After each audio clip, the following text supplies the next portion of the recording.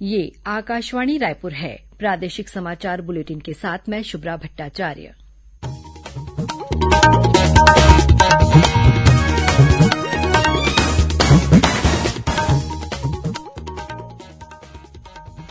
और अब पेश है आज के मुख्य समाचार। प्रधानमंत्री ने कहा कि नए कृषि कानून देश में छोटे और सीमांत किसानों के लिए विकास के नए द्वार खोलेंगे। न्यूनतम समर्थन मूल्य और कृषि उपज विपणन समितियों के बने रहने का दिया आश्वासन। राज्यपाल ने नई दिल्ली प्रवास के दौरान राष्ट्रपति और प्रधानमंत्री से सौजन्य मुलाकात की। कोरोना काल में किए गए कार्यों पर आधारित पुस्तिका भेंट की। प्रदेश की पंचायतों से जुड़ी जानकारी और आंकड़ों का संकलन तथा उनका डिजिटाइजेशन करने के लिए पंचायत विभाग ने एक निजी बैंक के साथ किया एमओयू। और दक्षिण बस्तर में सुरक्षा बलों ने माओवादियों के 2 कैंपों को ध्वस्त कर बड़ी मात्रा में विस्फोटक बरामद किए।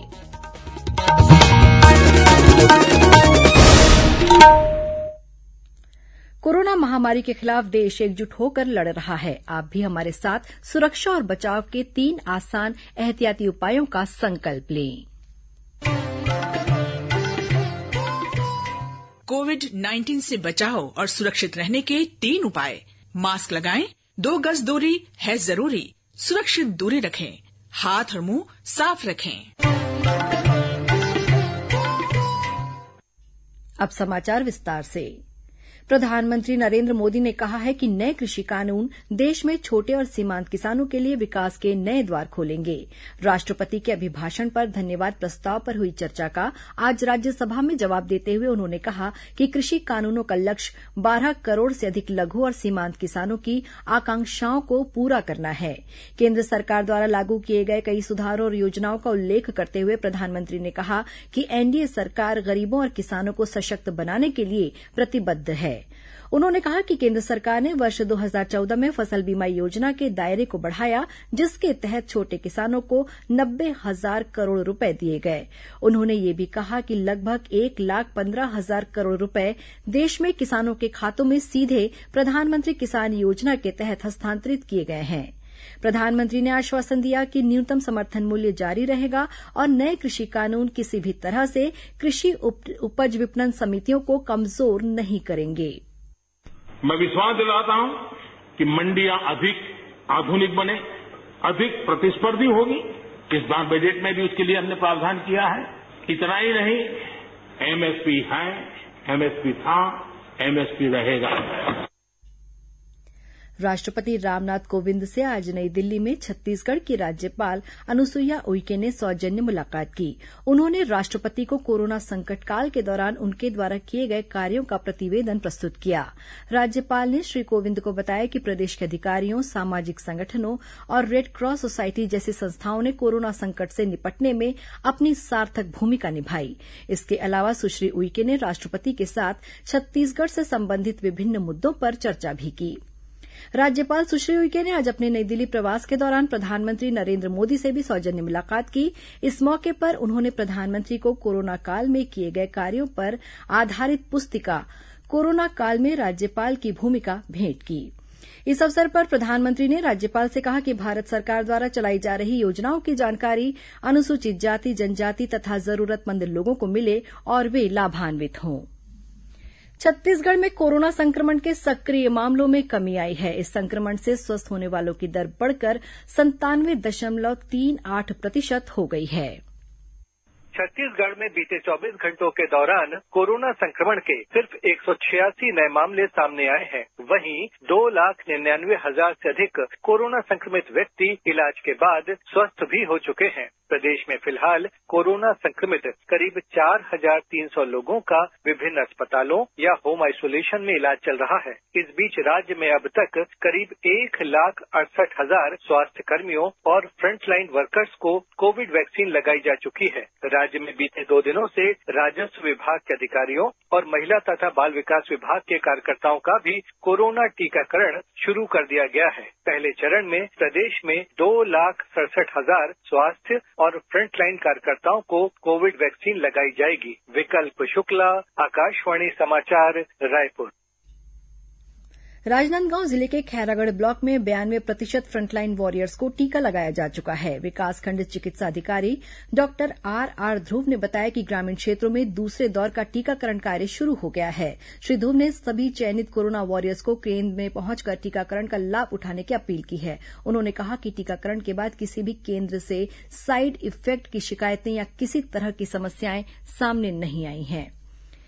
वहीं दुर्ग कलेक्टर डॉक्टर सर्वेश्वर नरेन्द्र भूरे और पुलिस अधीक्षक प्रशांत ठाकुर ने आज कोरोना टीका लगवाया। साथ ही जिला प्रशासन के प्रमुख अधिकारियों और अपर कलेक्टरों को भी टीका लगाया गया। जिले में अब तक 11,500 से अधिक फ्रंटलाइन वर्कर्स और अधिकारियों कर्मचारियों को टीके लगाए जा चुके हैं। इधर धमतरी जिले में भी दूसरे चरण का टीकाकरण शुरू हो चुका है। राजस्व विभाग के अधिकारियों और कर्मचारियों को टीका लगाया जा रहा है। मुख्य चिकित्सा और स्वास्थ्य अधिकारी डॉक्टर डीके तुर्रे ने बताया कि जिले में स्थापित सभी 14 केंद्रों में टीकाकरण किया जा रहा है। उधर बलरामपुर जिले में आज कलेक्टर श्याम धावड़े ने जिला चिकित्सालय में कोरोना का टीका लगवाया। उन्होंने बताया कि ये टीका पूरी तरह सुरक्षित है और इससे घबराने की जरूरत नहीं है। उन्होंने लोगों से अपील की कि वे अपनी बारी आने पर बिना डरे निश्चिंत होकर टीका लगवाएं। वहीं जांजगीर चांपा जिले के कलेक्टर यशवंत कुमार ने आज कोरोना टीका लगवाकर टीकाकरण के दूसरे चरण का शुभारंभ किया। उन्होंने कहा कि टीका पूरी तरह सुरक्षित है। अपनी बारी आने पर स्वेच्छा से टीकाकरण केंद्र आकर टीका लगवाएं। इसी तरह महासमुंद कलेक्टर डोमन सिंह ने भी जिला अस्पताल के टीकाकरण केंद्र में टीका लगवाया। मुख्यमंत्री भूपेश बघेल से आज असम प्रवास के दूसरे दिन जोरहाट में असम के उद्योगपतियों के प्रतिनिधिमंडल ने मुलाकात की। इस दौरान श्री बघेल ने उद्योगपतियों को छत्तीसगढ़ में चाय की खेती, बांस और लघु वनोपज आधारित उद्योगों की संभावनाओं के बारे में जानकारी दी। मुख्यमंत्री ने बताया कि छत्तीसगढ़ में उद्योगों को नई सहूलियतें देने के लिए नई उद्योग नीति बनाई गई है। राज्य में लघु वनोपज के साथ ही बागवानी फसलों के लिए अच्छी संभावनाएं हैं। उन्होंने उद्योगपतियों को चाय और बांस आधारित उद्योगों की स्थापना के लिए आमंत्रित करते हुए कहा कि उन्हें हर संभव मदद और प्रोत्साहन दिया जाएगा। प्रादेशिक समाचार आप आकाशवाणी रायपुर से सुन रहे हैं और अब आगे बढ़ते हैं बाकी के समाचारों की ओर। पंचायत और ग्रामीण विकास विभाग आईसीआईसीआई बैंक के सहयोग से प्रदेश की हर पंचायत से जुड़ी जानकारी और आंकड़े संकलित कर उनका डिजिटाइजेशन करेगी। पंचायत मंत्री टीएस सिंहदेव की उपस्थिति में आज रायपुर में पंचायत विभाग के संचालक मोहम्मद कैसर अब्दुल हक और आईसीआईसीआई बैंक के पूर्वी जोन के प्रमुख प्रवीण त्रिवेदी ने इस संबंध में एमओयू पर हस्ताक्षर किए। एमओयू के तहत आईसीआईसीआई बैंक पंचायती राज संस्थाओं में सूचना तकनीक अधोसंरचना विकास के लिए भी काम करेगा। इस मौके पर श्री सिंहदेव ने कहा कि डिजिटाइजेशन से योजनाओं के क्रियान्वयन का फीडबैक और ग्रामीणों की जरूरतों के बारे में तेजी से जानकारी मिल सकेगी। लोगों की आमदनी, आर्थिक स्तर, परिवार तथा कल्याणकारी योजनाओं से माली स्थिति में सुधार संबंधी सटीक जानकारी मिलने से उनके लिए उपयोगी योजनाएं बनाने में भी इससे सहायता मिलेगी। उन्होंने कहा कि हर ग्राम पंचायत में सालाना कम से कम 70 लाख रुपए से 1 करोड़ रुपए तक के काम कराना सरकार का लक्ष्य है। दक्षिण बस्तर क्षेत्र में सुरक्षा बलों ने नक्सल विरोधी अभियान चलाकर माओवादियों के 2 कैंपों को ध्वस्त कर दिया है। मिली जानकारी के अनुसार ये कैंप दंतेवाड़ा और बीजापुर जिले के सीमावर्ती क्षेत्र में स्थित ताकीलोट के जंगल में थे। इस कार्रवाई को DRG, STF, CRPF, cobra battalion और स्थानीय पुलिस बल ने मिलकर अंजाम दिया। ये कैंप उस समय ध्वस्त किए गए जब सुरक्षा बलों का ये दल बारसूर भैरमगढ़ इलाके में तलाशी अभियान चला रहा था। मौके से भारी मात्रा में विस्फोटक पदार्थ और दैनिक उपयोग की सामग्री बरामद की गई है। वहीं सुकमा जिले में सुरक्षा बलों ने माओवादियों द्वारा लगाए गए 1200 से अधिक स्पाइक्स बरामद किए हैं। हमारे संवाददाता से मिली जानकारी के मुताबिक सीआरपीएफ के जवान तलाशी अभियान पर निकले थे। इस दौरान किस्टारम के पोटकपल्ली इलाके में 503 नग स्पाइक के अलावा अलग अलग स्थानों से आज कुल 1200 स्पाइक्स बरामद किए गए। इस बीच बीजापुर जिले में कल आईईडी विस्फोट में घायल हुए छत्तीसगढ़ सशस्त्र बल सीएएफ का जवान शहीद हो गया है। जिले के पुलिस अधीक्षक कमलोचन कश्यप ने बताया कि तर्रेम थाना क्षेत्र से एरिया डोमिनेशन के दौरान सीएएफ का जवान मोहन नाग प्रेशर आईईडी की चपेट में आ गया था। घायल जवान को बासागुड़ा में प्राथमिक उपचार के बाद जिला अस्पताल बीजापुर में भर्ती कराया गया था, जहां इलाज के दौरान उसने दम तोड़ दिया। शहीद जवान मोहन नाग का आज कोंडागांव जिले के फरसगांव ब्लॉक में स्थित गृहग्राम बड़े डोंगर में पूरे राजकीय सम्मान के साथ अंतिम संस्कार किया गया। इस मौके पर लोक स्वास्थ्य यांत्रिकी मंत्री गुरु रुद्र कुमार सहित अनेक जनप्रतिनिधि उपस्थित थे। झारखंड से संगम के लिए प्रयागराज जा रहा एक 4 पहिया वाहन दुर्घटनाग्रस्त हो गया। इस हादसे में छत्तीसगढ़ निवासी एक व्यक्ति की मौके पर ही मौत हो गई। वहीं 5 अन्य लोग घायल हो गए हैं। घायलों को अस्पताल में भर्ती कराया गया है। बताया जाता है कि सूरजपुर जिले के भैयाथान थाना क्षेत्र स्थित ग्राम पलमा निवासी 7 लोग एक वाहन में सवार होकर प्रयागराज संगम में स्नान के लिए जा रहे थे। इस दौरान मेजा रोड पावर हाउस के पास उनका वाहन अनियंत्रित होकर ट्रक से जा टकराया। कांकेर में आयोजित राज्य स्तरीय वॉलीबॉल प्रतियोगिता का खिताब भिलाई हुडको की महिला टीम ने अपने नाम कर लिया है। कल हुए फाइनल मुकाबले में भिलाई की टीम ने रायपुर को 25-23 और 25-10 से हराया। इससे पहले सेमीफाइनल मुकाबले में भिलाई ने छत्तीसगढ़ पुलिस वॉलीबॉल टीम को हराया था। महासमुंद जिले में कोमाकांत थाना का घेराव करने जा रहे ग्रामीणों को पुलिस ने कादाजरी नाले के पास ही रोक दिया। ये ग्रामीण पिछले साल अवैध शराब के खिलाफ पुलिस द्वारा की गई कार्रवाई के बाद 7 ग्रामीणों के खिलाफ मामला दर्ज किए जाने का विरोध कर रहे थे। इस मामले में 3 ग्रामीणों को गिरफ्तार किया गया है। गृह मंत्री ताम्रध्वज साहू ने आज बिलासपुर में अधिकारियों की समीक्षा बैठक ली।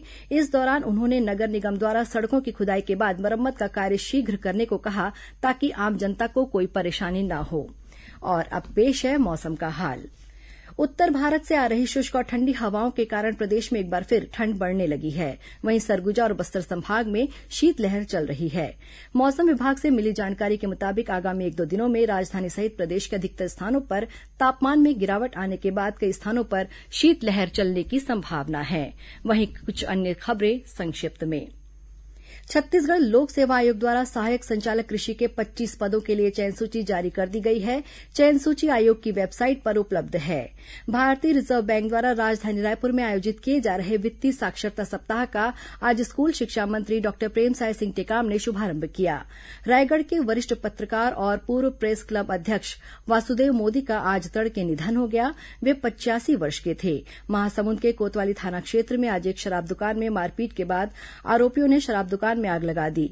इस आगजनी में करीब 47 लाख रुपए की शराब जलकर खाक हो गई। और नारायणपुर जिले में स्थित अबूझमाड़ में आगामी 27 फरवरी को तीसरी अबूझमाड़ पीस हाफ मैराथन आयोजित की जाएगी। इसके लिए 25 फरवरी तक पंजीयन किया जाएगा। अब तक 3,500 से अधिक धावकों ने अपना पंजीयन कराया है। अंत में मुख्य समाचार एक बार फिर। प्रधानमंत्री ने कहा कि नए कृषि कानून देश में छोटे और सीमांत किसानों के लिए विकास के नए द्वार खोलेंगे। न्यूनतम समर्थन मूल्य और कृषि उपज विपणन समितियों के बने रहने का दिया आश्वासन। राज्यपाल ने नई दिल्ली प्रवास के दौरान राष्ट्रपति और प्रधानमंत्री से सौजन्य मुलाकात की। कोरोना काल में किए गए कार्यों पर आधारित पुस्तिका भेंट की। प्रदेश की पंचायतों से जुड़ी जानकारी और आंकड़ों का संकलन तथा उनका डिजिटाइजेशन करने के लिए पंचायत विभाग ने एक निजी बैंक के साथ किया MOU। और दक्षिण बस्तर में सुरक्षा बलों ने माओवादियों के 2 कैंपों को ध्वस्त कर बड़ी मात्रा में विस्फोटक बरामद किए। इसी के साथ प्रादेशिक समाचार बुलेटिन समाप्त हुआ। नमस्कार।